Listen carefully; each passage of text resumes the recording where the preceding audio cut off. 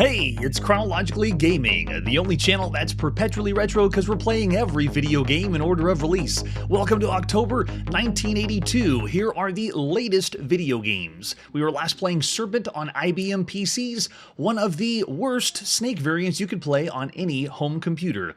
Let's see what's next, but first, what's on the TV? Every great movie or great arcade. Oh, it's that again! We've seen this commercial before. It means it's Tron. Once again, another Tron video game. You can see here Mattel is really trying to sell that Tron's coming home. It's that hit movie. And now you can watch it and play like that crazy kid that's obviously way too excited about Tron. This one is the 5th Tron game we're going to be playing here on the show after the arcade and the 2 Deadly Disc games and the handheld Tron. And it's as good as they say it is. This is Tron, Maze-a-Tron for the Mattel Intellivision.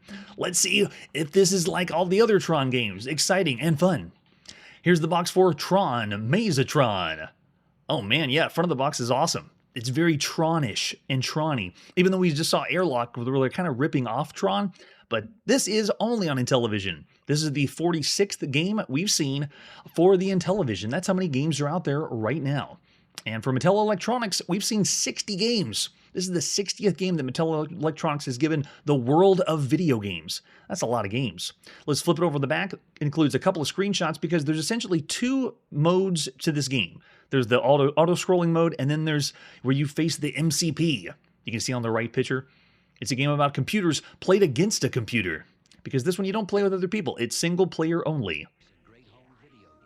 No, right, Marshall? Please don't ruin it for everybody. We're all excited right now because it's another brand new Tron game.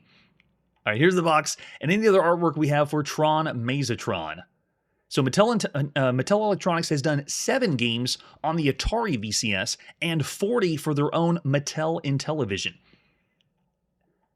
Oh man, look at that. And there's the overlay we're going to slide over our hand controller.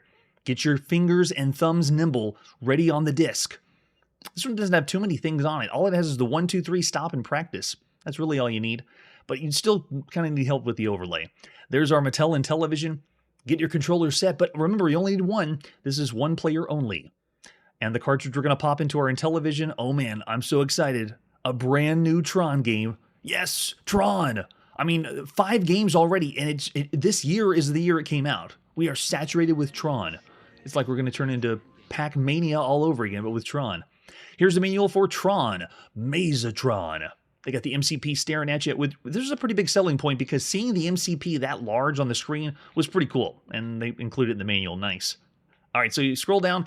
You are Flynn, the daring young programmer transported into the heart of the computer to find and disable the MCP. We're going to actually be in the fantasy world of Tron, or cyberspace. The game's played in rounds, and there's different difficulty levels, I think 1, 2, and 3. This manual, though, is incredibly long and intense, and kind of gives you a preview of what we're about to experience when we boot up the game. There's 2 different phases, the circuit maze phase and the MCP maze, if anyone actually gets to the MCP maze, because the circuit maze is auto-scrolling, and you have to find the different chips, I believe. Oh, find the RAM chips is how they refer to them here. If you got the RAM chips, you can clear them in 0 shortest time, and then move on to phase 2, but it's very, very random. This includes 4 different mazes. Each maze has a total of 38 sections. So it's a lot of places that you could be seeing in the game, but it's also very random of what's going to happen.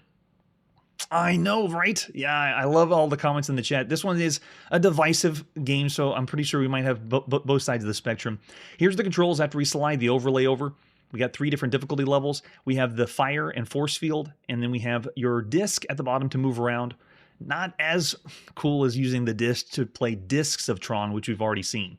Yeah, there it is. Use of the disc. Make sure you press the outside if you want to have a slight bit of movement for the gun. 8 different directions are possible here. And then there's our different speeds. Moving the disc gives you the fastest speed, and then you can use the number pad to select game speed 1, 2, or 3. And I think 3 is the slowest. There we go. After you select that mode, you can then go to practice mode. And if it has a practice mode, that's another kind of teller that this might be something a little different. I know, right? It's crazy, Mark, I know.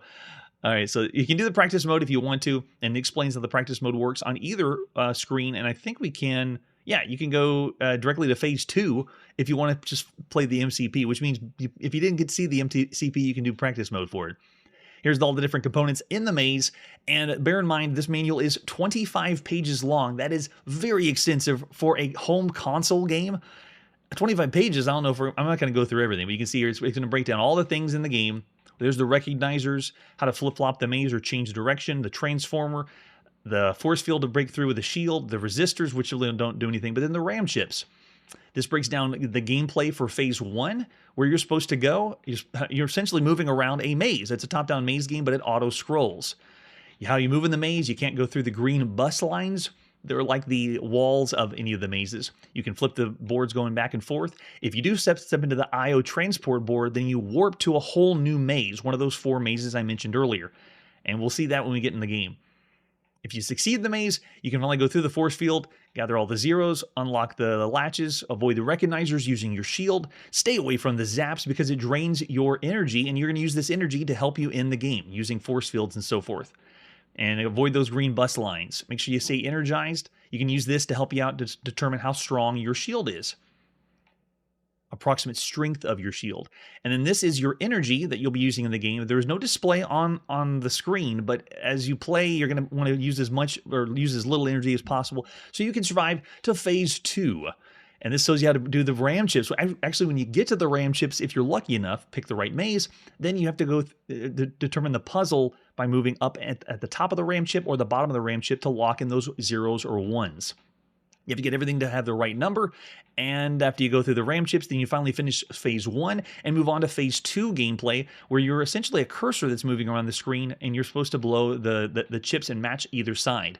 It is an amazingly complex game, especially when you consider games on a home console.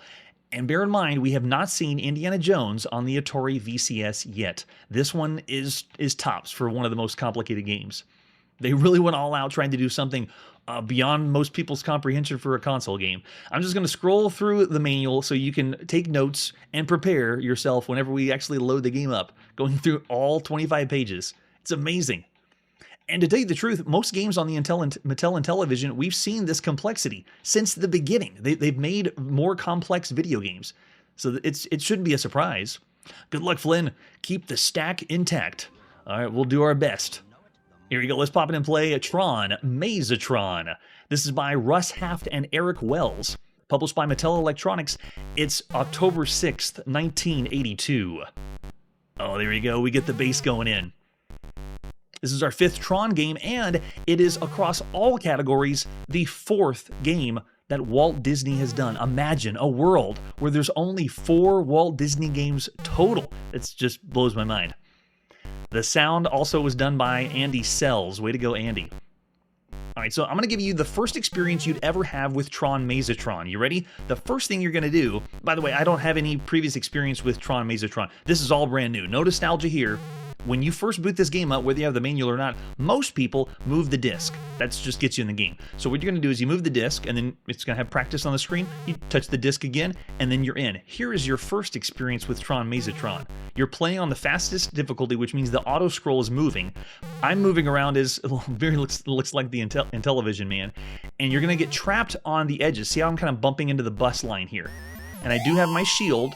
If you figured out how to use the shield, you could stop the recognizer like that. And if you figured out that this switches the map out, you can see it went different directions. We're now going back the other direction. But the control with the disc is really cumbersome and really sloppy. And you're going to get stuck on the bus as you move. So the first time you play this game, you're most likely going to get stuck moving around, trying to get yourself. It feels a little bit clunky. And bear in mind, if you have the disc on the hand controller, it's going to be even clunkier. We'll stop that recognizer and just walk through them. Okay, good. So we're doing all right. We're running as fast as we can. And we're essentially playing an arcade maze game that's auto-scrolling. Very, very rare at this point. There's only 2 other games we've seen that are a maze game that is auto-scrolling.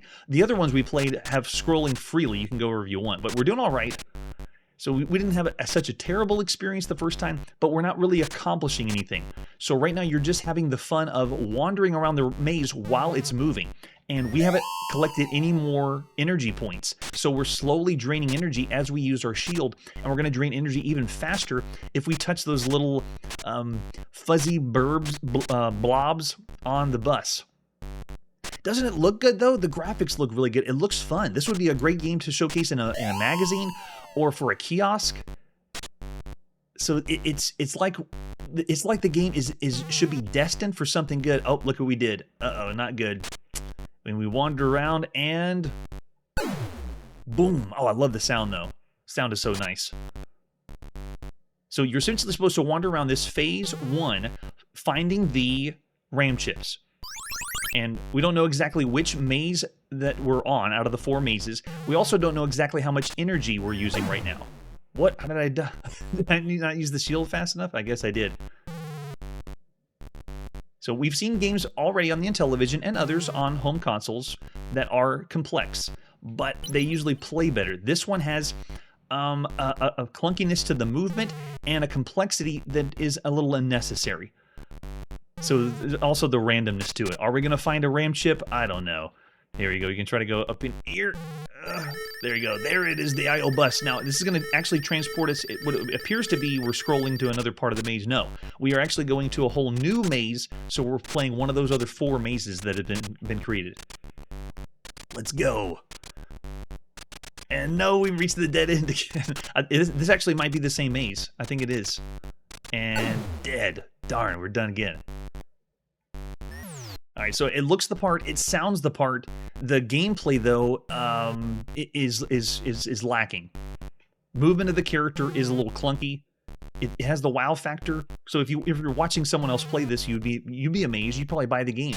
All right, let's lock that down, and then you can see here we got another area where we can re-energize. Can we go in? Yeah. This will help bring our shield up if you hang up inside, and give us a little bit more energy.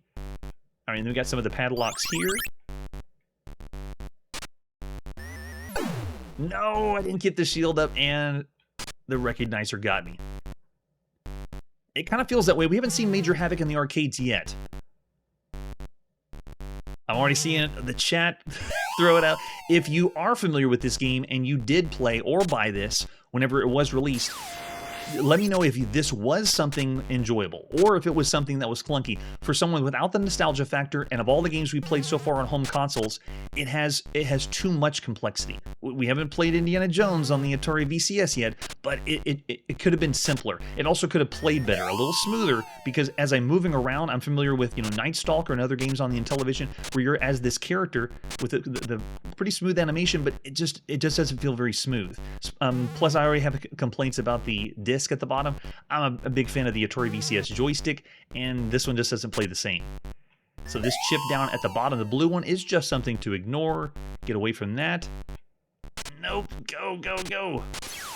And then we can re-energize without getting stuck. Oh man, I'm right at the edge. I can't believe it. We're not going to make it. And remember, this is your first experience, which is using the disc going on the fastest speed. So it looks really good, but the gameplay, I'm already dead. So let's try this again. Now that you've read the manual, we'll pretend you've read the manual, and you have the overlay. Hey, there it is. There's the RAM chips. Love it. All right, let's go ahead and do game mode 3 this time. So I'm going to hit 3 on our pad, and we're going to say no practice. Now watch the speed difference.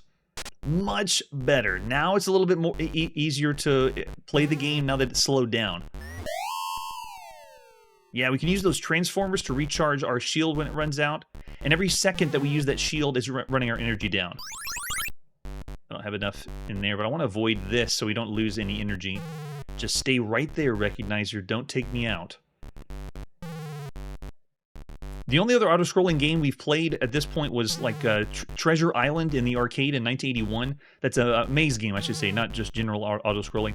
And then we recently played Digger Bonk on the Atari home computer, but there's not a lot of arcade maze games that are auto-scrolling. It's rare. And the first time we've ever seen it on a home console. I know, right? You can find a set of modes that would work for you like this one when you know that to switch to the slower setting and then make it work for you. But I do want to showcase what it's like when you actually get to the master control unit. So if you do figure out how to get to the RAM chips and then get the sequence correctly, then you can get the MCP. So I mean, just do a reset.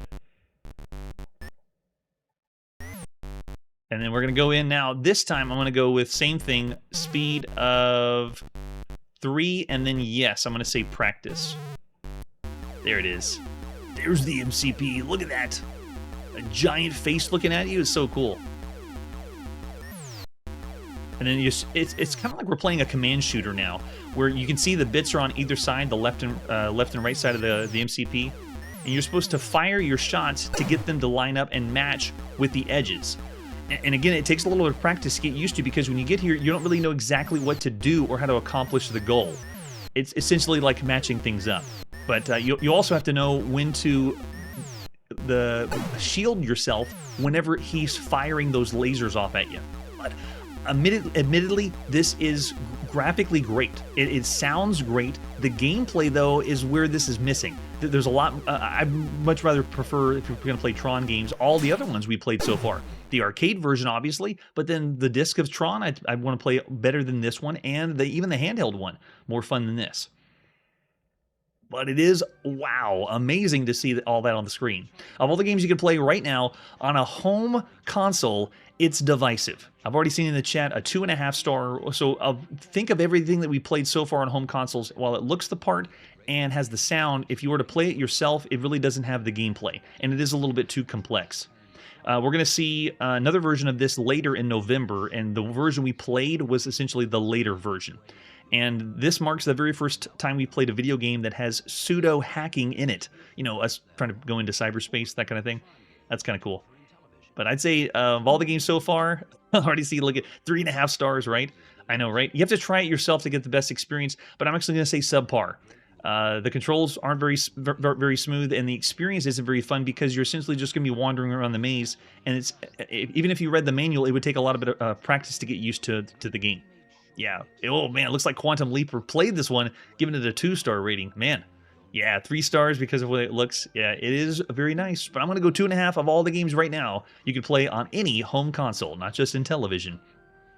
All right, with that, let's press forward and see our next game. Coming up next is the IBM PC, and this is Attack. Just Attack, not to be confused with The Attack on the TI-99-4A. This one is only a couple screenshots, so let's pop in and play Attack on a PC in 1982. IBM did this one. It's October 7th, 1982, and I'm going by that, the rating that they have right there. So, I mean, take it or leave if that's the actual date it was released. This is also not to be confused with Attack that was in the arcade in the 70s. This marks our 114th game we've played on IBM PCs or PC-DOS, MS-DOS, any one of those. We have 114 games that we've already showcased. And of all the games that IBM has done, this is the 13th one we've played. All right, General Utility Program looks so fancy. Press spacebar to begin. Do we want instructions? Yes, we do. The very first game we saw on PC or MS-DOS, PC-DOS, was Donkey, August 12th, 1981. And that's how we already have played 114 games since then. Your mission is to attack and destroy the Apple computer manufacturing plant. You're allotted 35 bombs, 60 lasers. There are Apple-owned fighters trying to stop you, and you must destroy them with your lasers. If you get hit by them or destroyed, you'll be hit the ground and you're destroyed. If you get out of the atmosphere or the blue line, you lose all control except lasers and bombs, and your ship will begin falling. This is awesome. So we're playing on an IBM home computer, and we're going to go blow up the Apple computer manufacturing plant. I know, right? I've never heard of this game, but that's got to be a friendly competition or not so friendly competition. All right, so we have the cursor keys to control, move up and down, left and right, fire bombs, drop bombs. Okay, it seems pretty standard, so no joystick, but we wouldn't expect that at this point. Oh my gosh, look at this. It's all done with ASCII. Oh, this is awesome. All right, where's my controls? Uh-oh, where's my controls? There it is. Wow, it had a little delay. Okay, I get the idea. There's my laser. I have a certain number of bombs, though. Wow, it is so clunky. This is really clunky. It's sometimes it doesn't respond. or it takes a long time to respond. This has to have been thrown together just to be messed up with Apple. Wow. I can't believe it. That's barely responding. I really hope someone isn't just now tuning into Chronologically Gaming and expects all games from October 1982 to look like this, because it does not. No, we don't want instructions. I'm going to try it again. It felt like something was way wrong. Like it wasn't responding to the controls. Yeah. How weird. Whenever I think of games that have graphics in ASCII like this is how I expect them to respond. But home computers like the TRS-80 and some of the other ASCII-only graphics for video games we played have proven me wrong, but this one does not. This one is so bad.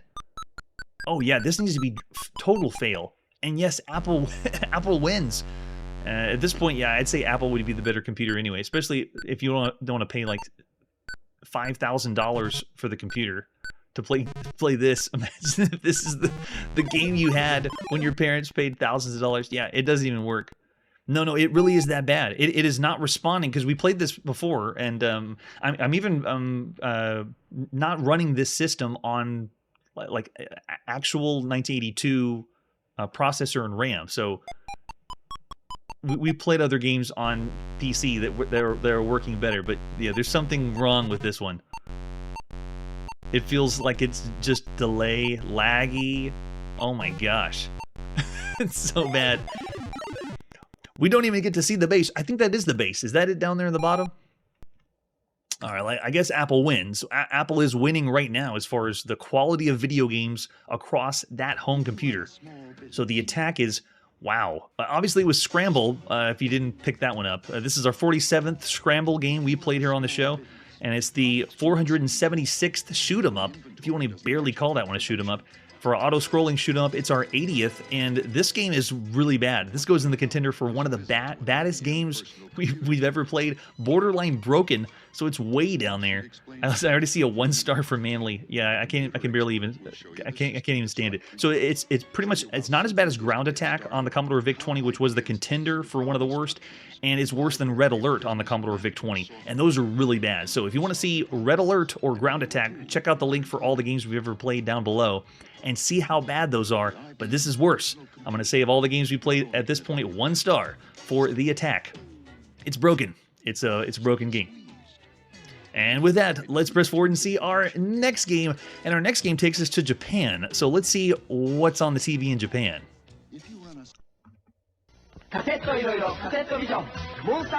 There we go. Put the cartridges in.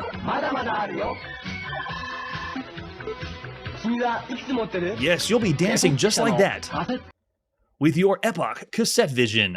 This is the latest game on the Epoch Cassette Vision, Monster Mansion. Let's check it out together. Starting with the box, and it's a big one because inside is the Cassette Vision cassette, which is cartridge to us, but to Japan considered called cassette. This is, like it says on the box, Cassette Vision cartridge number 8, and this is the 8th game we've played on the Epoch Cassette Vision. I really enjoy the front of the box. It's like the precursor to the NES Black Box series. It's the game. That's all it is. It's a picture of the game on the front, as well as another series of games on the BBC Micro where they just show a screenshot of the front of the box. It's awesome. I know, and we're going to see more hilariously weird commercials like that. All right, let's flip it over on the back. Monster Mansion gives us some screenshots. This is Donkey Kong-esque or Donkey Kong variant, showing off a few of the screens on the back and lots of excitement to see what's new on the Epoch Cassette Vision. Let's see what other artwork we have. Besides that, here is the cartridge we're going to pop into our Epoch Cassette Vision. The Cassette Vision is backwards considering all other consoles we've played at home. And that includes the Fairchild Channel F, which was the first one with interchangeable cartridges. This is not really a ROM cart.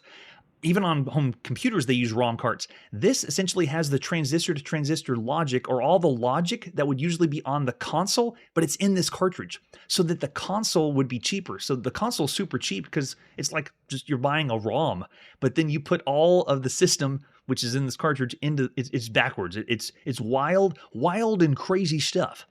And then flip it over the back, there it is. It's a really big cartridge, too, that you put in because it has everything.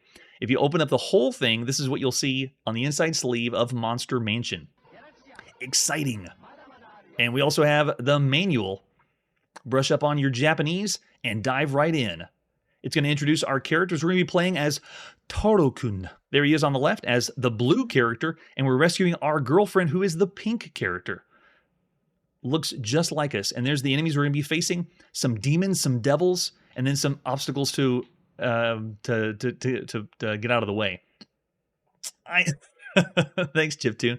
And you see here, there's the Epoch Cassette Vision. The controls are pretty bizarre. We got a few switches, and then it's essentially meant to be a Pong game or an interchangeable cartridge Pong console. That's how it started because it was in the 70s when this first came out. And this does not play like that at all. So this is definitely punching the weight of this home console. This has 2 different game modes. It's single player only. If you look at the bottom, it has one game mode with 6 lives, or the more difficult one with only 3 lives, but you still play by yourself. Explains how to play the game, moving around Taro-kun, how to do jumping, and collecting different things like, oh, there it is, the crucifix. You can see right here, Taro-kun will pick up the cross, and it's essentially like the hammer in Donkey Kong and destroy everybody. So cool. So this is yet another Donkey Kong variant. Marks the 25th Donkey Kong variant we played across all categories. And there's the inside one. So this cannot be emulated. There's currently an emulator called the UPD777, and that one's a little sketch. And even if you get that one to run, there isn't Monster Mansion that's been dumped or been seen. So we're actually going to be showing footage of Monster Mansion. I will not be playing this one because it can't be played as an emulator. So here you go. This is by Epoch, and it's October 7th, 1982. And this is coming from Video Game Kraken. Thank you, Video Game Kraken, for the footage. This is what it's like when you boot up Monster Mansion. Oh, look at that. The sound and music comes in. We're playing on the mode that gives you 6 lives, and I would too. It's going to take a little bit to get used to the controls moving that knob around. But in the first game mode, you're going to be climbing ladders. You have to jump and grab the ladder. And every time you move up and down on the ladder, you change the ladder's colors. Kind of like changing the colors in one of the games like wiping or kicks, or like you're supposed to switch all the colors of the ladders. Then when you do, a new ladder appears. You can go climb that ladder.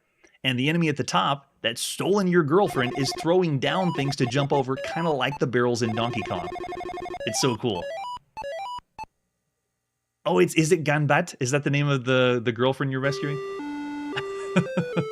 And then you go into the next screen, very similar, but now we have a few more things to collect. After you collect everything and then climb up the ladders, you're now having to face the demon that's chasing you around. That's the purple character at the bottom of the screen. And after you've collected everything and accomplished all changing colors of the ladders, then the ladder appears to go to the top level. But now we get the crucifix that we can blow them up.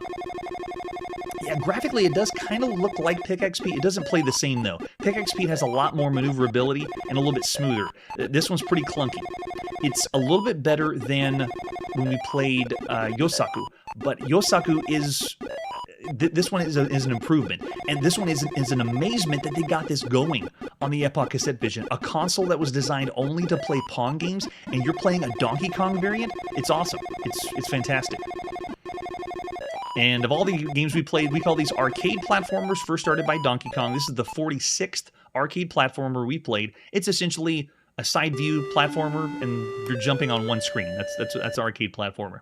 At this point, the worst of the worst, if you're thinking like this is clunky or bad, oh no, it is not. The worst arcade platformer is still Sir Egbert Jumper on the TRS-80 color computer. This one doesn't even come close. And then after that, we got Airlock, that was on the Atari VCS, King Kong on the Atari VCS, Donkey Kong's on Intellivision, and I would say this one plays better than all of those. And then after that, I would actually say Tax Avoiders would be a better game to play on the Atari VCS. And then Fast Eddie, Ape Craze on the Commodore 64, Donkey Kong on the Atari VCS, and then... Yeah, so I would say this one wouldn't play as good as... I would actually prefer Donkey Kong on the Atari VCS after this one. And that's also because you're playing with an Atari VCS joystick. This one, you have to bring the whole console, the Epoch Cassette Vision, to you, move the knobs and switches to play. Yeah, this would have been fun. Great. So I wouldn't call this bad at all. Of all the video games you could play right now on a home console. And this one is having to compete against all the other home consoles in North America, Atari, Magnavox Odyssey 2, and Mattel Intellivision, and so forth. and the really good ones like ColecoVision, and the obscure one like Creativision. Yes, take him out. I know, right? Since it's pushing so much weight, I want to rate it even higher than that. It's awesome. All right, there you go. There's a taste of Monster Mansion. Of all the games you can play right now on a home console, it has a lot to go up against because there's so many other games on other home consoles. It's still around the average range, considering all of those, but I'm still thinking about 2.5 to 3 stars. I look over in the chat, I see a 3-star. And if you had this system, and this was Japan, this would be tops for a home console game. The home computer range of video games in Japan is slowly coming up, but it's still not even at this level. This would still be a really good video game. Arcade in Japan would be the way to go. So looking over in the chat, I see a lot of 2.5s. Terrible graphics from Manly. I just love it. I love it. I'm actually going to go with 2.5 stars of all the games you could play right now on a home console. Very good for the Epoch Cassette Vision, but because of all the other games you could be playing, you can see how Japan is about right here. Just give them some time, though, and they're going to be pushing way above everything we got in North America. It's exciting. All right, it's time to put the video game playing on pause, or whatever you do on the Epoch Cassette Vision when it's time to stop the game. I guess just turn it off. Thanks so much for joining me trying to play every single video game in order of release. We're still in October 1982, and we got a long way to go before we finish the year. Lots more games to come, and even systems to be released before the Christmas holiday. Next time on Chronologically Gaming, we welcome the newest member of the Pac-Man family. That's it for today, and like I always say, all that really matters is the game fun? Hey everybody, thanks for checking out the channel and joining me on my quest to play.